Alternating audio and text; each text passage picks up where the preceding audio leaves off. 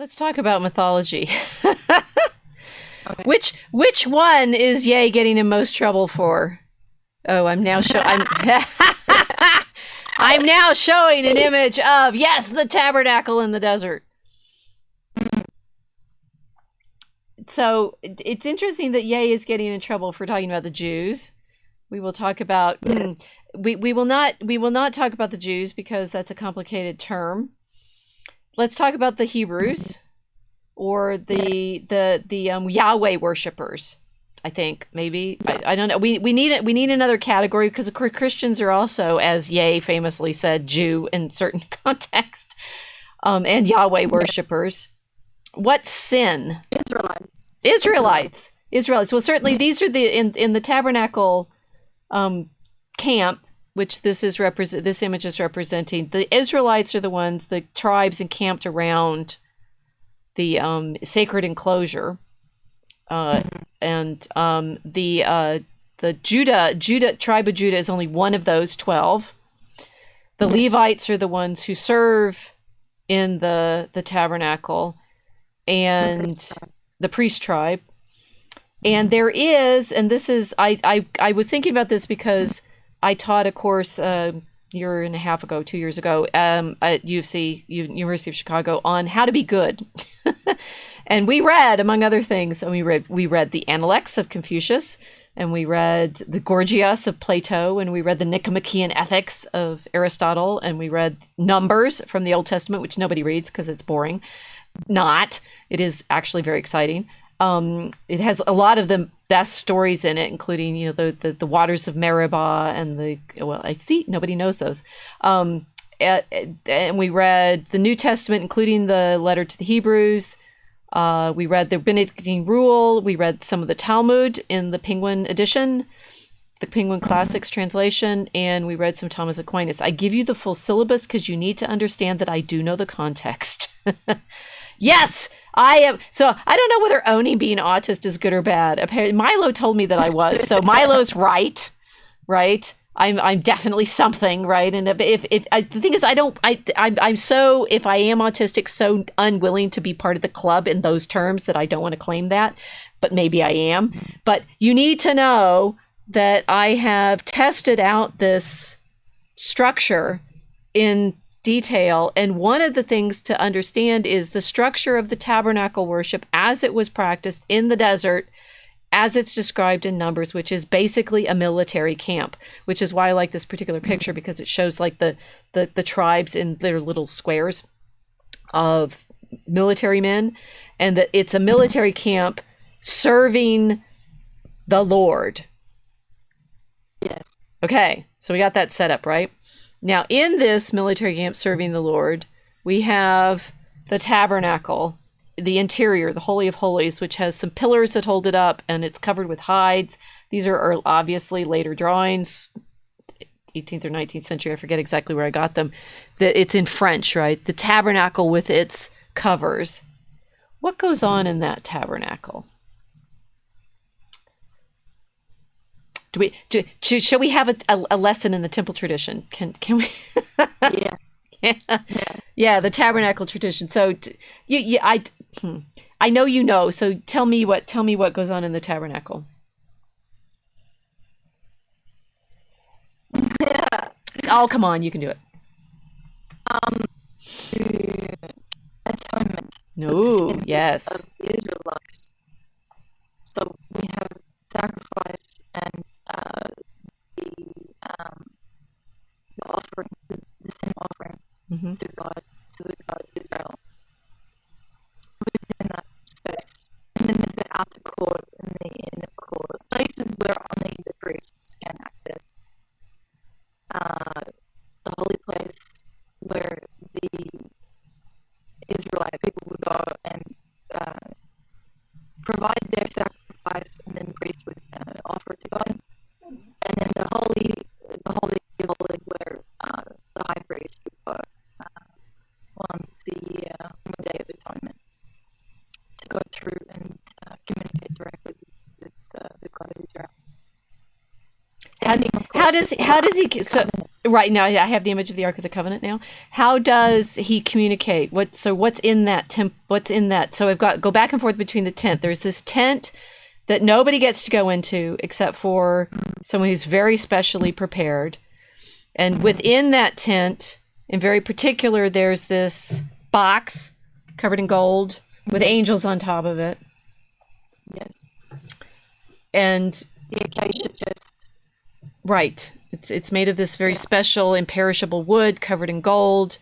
And this is, so I think, I mean, I'm setting this up to say we need to understand the concept of sin because it comes from this practice, right? So if we're saying Ye has sinned by saying he loves someone he's not supposed to love, calling on people to forgive someone who's not supposed to be forgiven, and you're saying that this tabernacle practice is about sins and forgiveness or atonement, yes. What is it? Yes.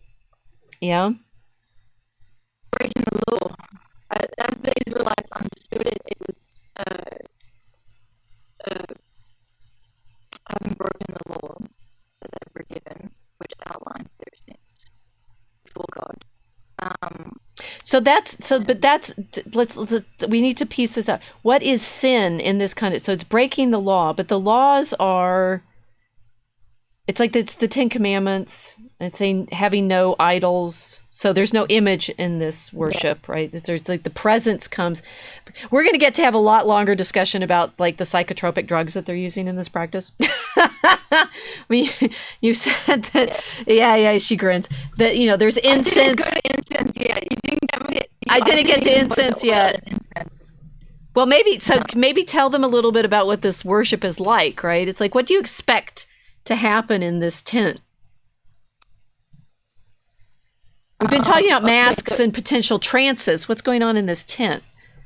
Oh, sure. Okay, well, it feels patriarchal. The priests are men. Priests were men. And they were they're clothed in a very specific way. They had to wear very specific clothing before they were allowed to go into the Holy of Holies. Of course, like spiritually prepared, but what they were wearing was a demonstration of that spiritual preparation. And then wearing something called the ephod, which is a rectangular gold plate that has precious stones embedded in it, one representing each tribe of Israel. So the name of each tribe of Israel was engraved in the ephod. So when the high priest is going into the Holy of Holies, he is taking on himself every tribe of Israel going into that place. And then, of course, he has the stones on his shoulders, which are the Urim and Thummim, which were divination stones. So that he was communicating with the Lord, he would, the stones were illuminated in order to give the priest the answers to whatever he was asking. But he also had the hat, this particular head garment, the writing that was put across his forehead. What's on his forehead? Which had the name. The name. I'm drawing a blank. It's the name. It's the name. So he is carrying the holy name on his forehead. It's like he's masked as. Oh yes. Well, the priest. Yeah. I told you it was early. Hey, I'm deep. I'm running out of wine. You're good. It's like I'm gonna have to surf from now on out because I've given my libations to the conversation sufficiently. Okay, so he's in this costume. And it's like recognizing. I mean, one of the things that Ye has been saying is he's the priest of his own family. Yes. So the priesthood. It's like are these guys safe? Is what I want to think about. He's worn this. He's got this breastplate on with the different gemstones, which represent. No. Oh. Is it safe going in this tent? High danger. Yeah. Oh, it's funny. I was talking to an electrician yesterday, which is kind of, this is topical. Um, yeah, okay, so the priest is he identifying himself as an individual, Right. taking on the identity of all Israel. Yep. He has to wear the ephod. Therefore, he becomes the bearer of his entire nation's sins, and then goes into the Holy of Holies as all Israel. So instead of having every individual Israelite go in and then have to face the wrath of God potentially for what they've been doing, the priest goes in on their behalf after offering up the atonement sacrifice, and then goes in to communicate with God on behalf of all of the people. What could happen? Yeah. What might happen? He's gone into this holy place. I mean, it's literally the Holy of Holies, right? So the interior of that tabernacle is what becomes in the temple. So the temple is allegedly built on the pattern of this tabernacle. Yes. So the same sort of outside inside structure, and the Holy of Holies is. So I've read a lot of Margaret Barker, and Margaret Barker I highly recommend, because she talks about, it's like Holy of Holies is heaven. It's where God is. It's the presence. It's where the Lord is. And in the place of the presence, you have this box with the angel seat, which is where the Lord sits. And you, as the high priest, get to go in and be in the presence. Oh, goody. Well, sometimes I think everybody thinks about this in terms of prestige rather than, that they had to I think it's tie a rope around his body so that if he dies in the presence, they can haul him back out.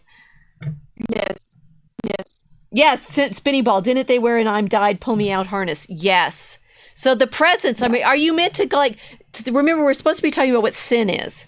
He's carrying this. He's carried the sins of the people. And in the letter to the Hebrews, which I said we also read in the How to Be Good course, Jesus is described as carrying the sacrifices. It's interesting. It's confusing. The directions are confusing, from the Holy of Holies out into the world, like through the temple veil, which we talked about last time in terms of the reading the scriptures. Yes, you all have to do your homework and listen to the whole series, that whatever's going on in the inside outside, there's this offering of atonement that the priests go in, it particularly in the Feast of the Atonement, which is the September feast, which we now call Yom Kippur. It's the recognition that these sacrifices are offered. They're carried through the veil into the Holy of Holies. The priest carries them. He could be struck dead at any moment, because being before the Lord is meant to be terrifying, not like warm and cuddly, right? Or powerful. It is, and I like the way that you described it. He puts on the whole of the people and the name, so he's not himself anymore. I mean, they take turns. The men take turns serving as the high priest. Zechariah, when John the Baptist is conceived, is serving in the priest, and he's serving in this September time, right? So that's how we know when Christmas is. We're going to do that one next week.